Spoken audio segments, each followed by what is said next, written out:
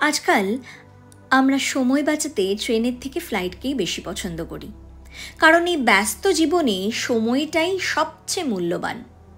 কিন্তু গত 15ই আগস্ট অর্থাৎ গত শুক্রবার হাওড়া থেকে লালকুয়া পর্যন্ত এই লম্বা ট্রেন জার্নি আমার ভাবনা পুরো এদিক থেকে ওদিক করে রেখে দিল।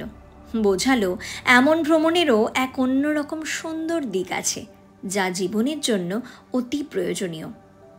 ছিল না কোনো নেটওয়ার্ক, অর্থাৎ ফোনের ব্যস্ততাও নেই।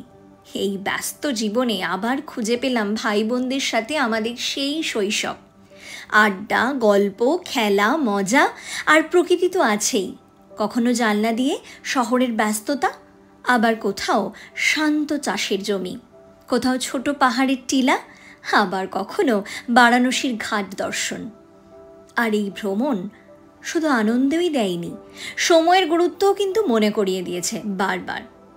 একজন আন্টি, বোধহয় স্টেশনটা ছিল আসানসোল, দেরি করে ফেলায় দৌড়ে চলন্ত ট্রেনে উঠতে গিয়ে আমাদের চোখের সামনে এক নিমিষে হারিয়ে ফেললেন তার এক হাত আর এক পা।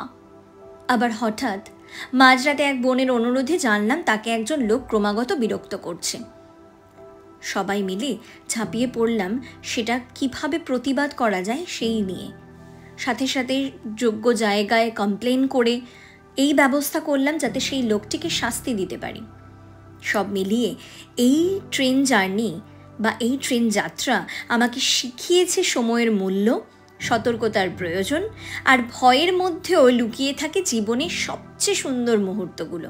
অপেক্ষা শুধু সেগুলোকে খুঁজে নেওয়ার আর ভয়টাকে একটু জয় করার।